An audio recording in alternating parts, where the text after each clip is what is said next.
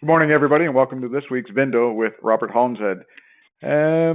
Bob, good day to you. We're back at it. The last one, navigating the three-strike market, quickest downloads to the peak we've ever had. So people are super interested, paying attention on how to deal with the market that we're in. What's on the and obviously, Shawnee, we're not trying to be arrogant nitwits telling people things. It's just from our perspective and from our experience is all we're doing is trying to put our viewpoint out there. And if it's helpful to anybody, it's we're very happy about that. Yeah. Mm-hmm. So let's tee it up for today. We were discussing a couple things earlier this morning, but you said you were going to run with something, so I'll leave it in your capable hands. Not sure how capable they are, but especially in this market, I don't think anybody feels real capable. But in the meantime, I was just analyzing what happened yesterday, Wednesday, at different places, and what we're seeing coming in, and the phone calls we're getting from dealers.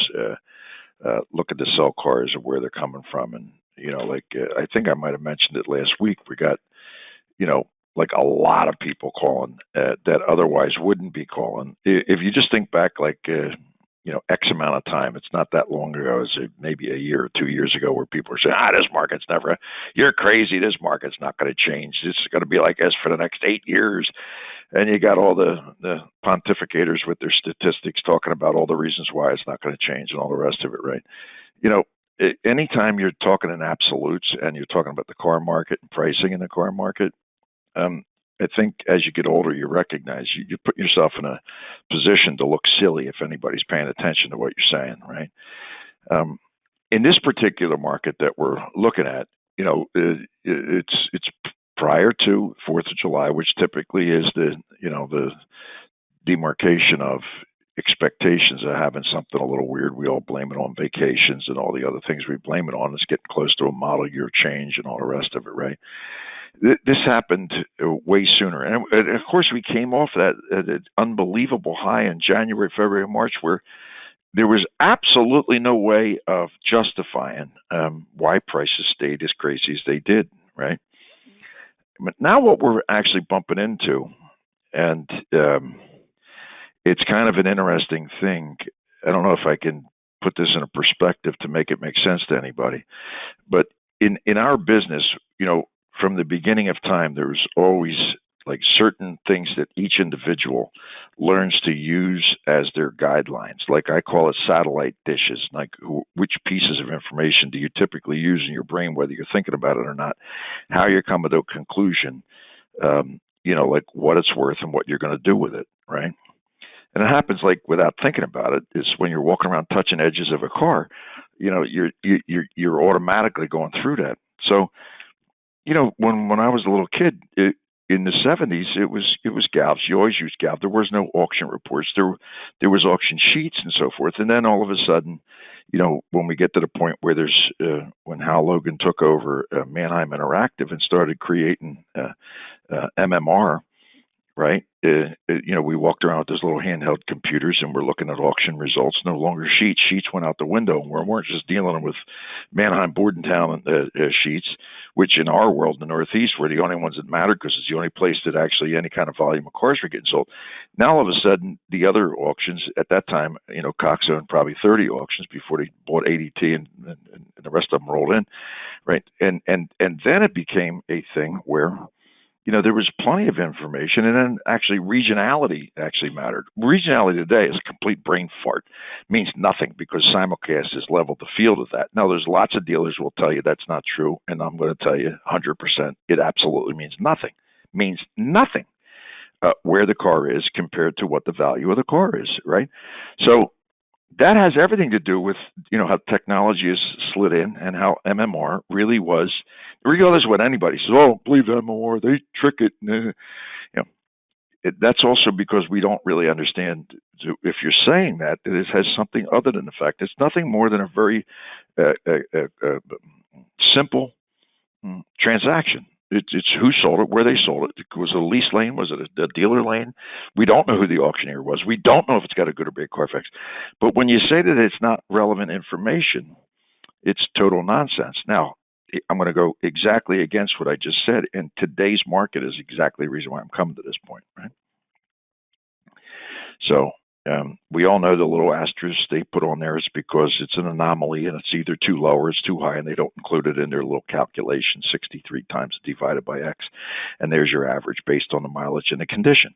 First of all, we know that the condition has nothing to do with it because there's too many variations in who's doing the condition. So it has nothing to do with it.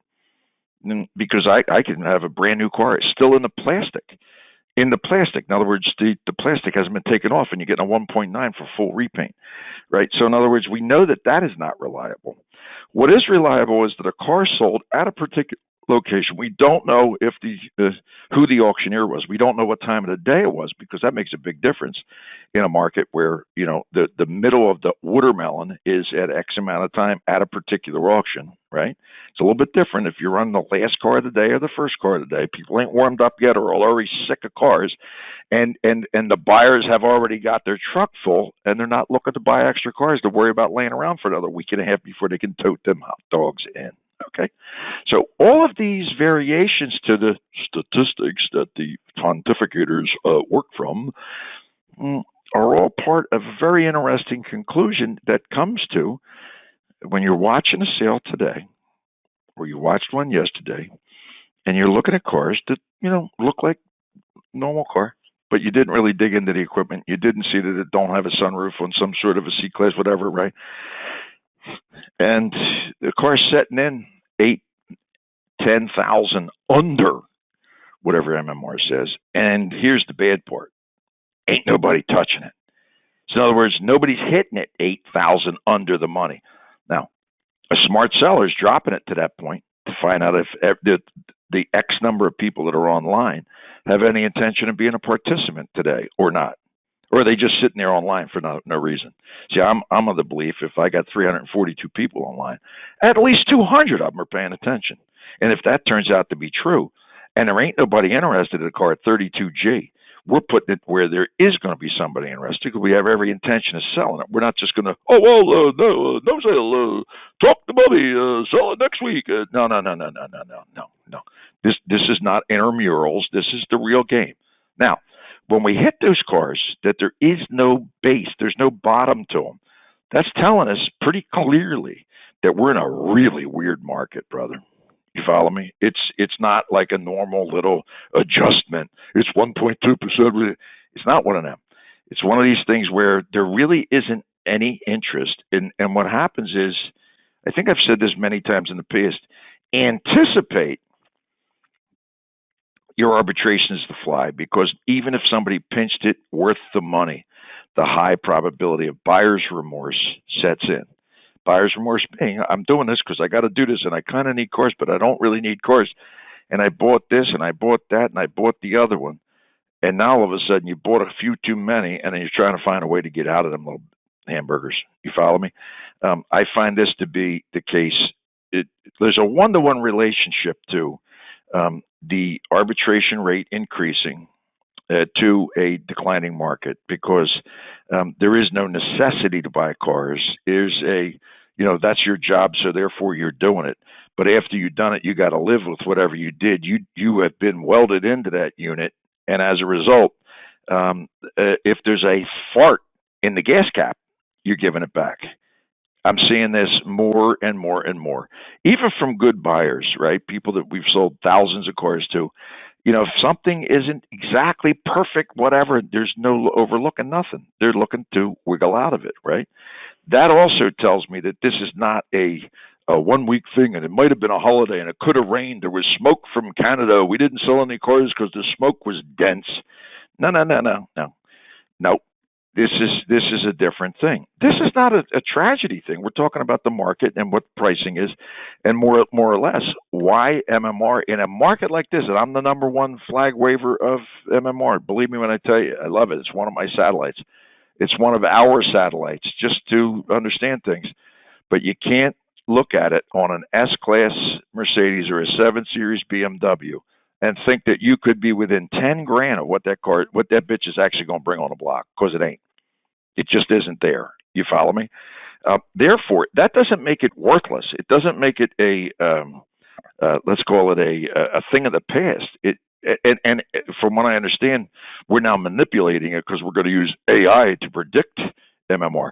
That could be the biggest tragedy that educated people could ever, in a million years, perpetrate on car dealers. It would really be a terrible tragedy, because when it goes away, it moves 1 billionth of an inch away from actual transactions, and somebody who's not in the business with skin in the game of buying and selling cars having some influence over how that number is going to be used. You've actually, in my estimation, you've put it in jeopardy of being utterly worthless. Just like the average book is worthless when you're in this kind of a market. It can't change. You can't you can't even read it. When you're using a guide, it has to have some relevance that you know how to, in your own market, in the way you handle cars, to be able to understand up or down off of that number. And when a portion or a category of cars go into, let's say, insanity, where it's wrong, dead wrong, it could be X cars, it could be Y something, and you can no longer use it as a understanding it's high or it's low consistently, it becomes worthless. In the case of transactional reports, if someone starts to manipulate because there isn't enough transactions, and there's not enough transactions because don't forget one other thing. On cars 20G and north, up to 300,000, whatever number, we're down in the 25 to 30% conversion rate. Maybe a good seller's hitting 40% conversion rate. And if that's true, how do you factor in all of the no sales into, let's call it MMR? Or how do you factor in Carfax into? And if anybody thinks that Carfax don't mean nothing, it's worthless, because obviously half the time it's wrong. But if you got a touch on Carfax and you're trying to sell that $35,000 Volvo with a touch on fax, and you think it doesn't have a profound impact on whether you're going to be able to get a check for that unit or not, once again, you've never had your testicles on top of the auction block getting ready to get cut off if you don't sell it, because it's just untrue. I guess the net point that we're getting to here today is the idea that, and I see it all the time in blogs and so forth, MMR is manipulated. Not really true. And in this case, you could probably say, yeah, you got to be very careful with that, because you could put yourself in a really weird circumstance. I notice it when people are doing proxy bids because they don't have any validation of somebody else bidding, and they're actually using that guide or maybe some other guide. If you use an AccuTrade, you're not going to get in any trouble because obviously we're slap on the money with the market changes. But if an older person that is using whatever they've always used, and then they look at that and they do their little thing, and somehow they have to be responsible for the car being 2, 3, 4, 8,000 off the money, I think that's where that could originate from. In a normal market, it doesn't mean anything. In this market, where you got to pull a number out of your rear end and be somewhere close, not having any concept of what it actually is going to be, it gets weird, man. That's my personal point of view, and I could be way off from someone else's perspective. But, from our experience and what we're seeing and experiencing and studying today, that's exactly what my conclusion would be.